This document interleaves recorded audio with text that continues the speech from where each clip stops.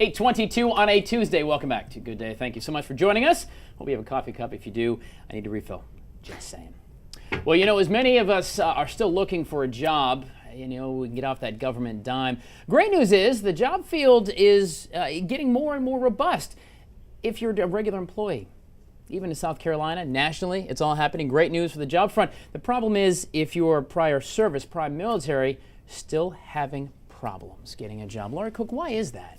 Well, I think a lot of times it just comes across that they're not literally translating their skills from their military service to civilian service. So a lot of times it's just the wires are getting crossed. We don't understand it. So like if somebody comes in and says, you know, I'm the NCO of, Well, yeah, this is a quote. Here you go, because I'm going to ask you. Okay. You're my potential boss. Yeah, I'm the staff NCO for the 05 that commands the VP 16 for Wing 11. I just got a NAM for preparing a squadron for deployment. Exactly. So all I'm thinking right now and through my head is I'm hearing like, you know, Iceman and Maverick. I don't know what you're talking about because I don't have that language. So the most important thing that people can do coming from military, transitioning into civilian, is translate your job titles, your job descriptions, your skills. I mean, veterans have the skills that employers need. They have a global perspective, they're proven leadership, they can work under pressure, they teamwork. I mean, everything that employers are looking for, but you have to be able to speak the language. So we're going to have to switch the language out. And there's a ton of websites out there that can help them do that. I think it's Military Occupational Code, your MOC. Okay. If you type in MOC. And you've got an acronym yourself. I know.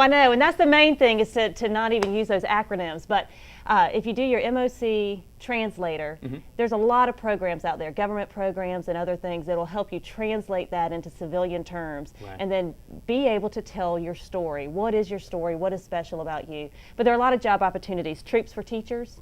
Maybe you want to go into teaching. Technology. Law enforcement is a very good one for Law military. enforcement is great because so many of the skills are similar. Sure. And then cybersecurity is huge right now, and that's a good field for people coming out of the military. Now, I do work, myself and Henry Rothenberg work with the J11, which is a military organization actually with the National Guard, looking to try to bridge that gap from service members who are transitioning out of active duty back into the civilian workforce. You know, and they're working hard to find and get that marriage of former soldiers with those jobs. But they're saying that nearly double the unemployment rate. Now, you're looking at about 8.5% nationally. You know, it's as high as 16 to 17% for these guys and girls who served our country. Right. And again, I think a lot of it comes down to, are they really able to market themselves? Because they are such a marketable product that people are looking for. So, you know, the Job Center can help you with that. Of course, there are websites out there that can help you. GIjobs.com. It's a wonderful magazine, but the website is great too for a lot of resources. Because there are a lot of companies, you know, the government's given tax breaks for people who hire veterans, especially disabled veterans. And then there are companies that are committed to making sure that if you move from place to place that you can keep your job. And there's a lot of companies that are willing to invest in this. So it's a little bit about doing your research and finding what's out there for you. There's also some government incentives for companies as well that want to hire soldiers and whatnot. So great stuff. And so Lori Cook, of course, myrcpl.com. We'll get links for you at midlandsconnect.com/GDC, including some of the links to those military, those translator jobs, and those GI jobs and whatnot. We'll get those links up for you as well. And if you're in question, if you got a job, hire a hero. I'm just saying. There you go, Miss Lori Cook. Thank you so much for coming in today.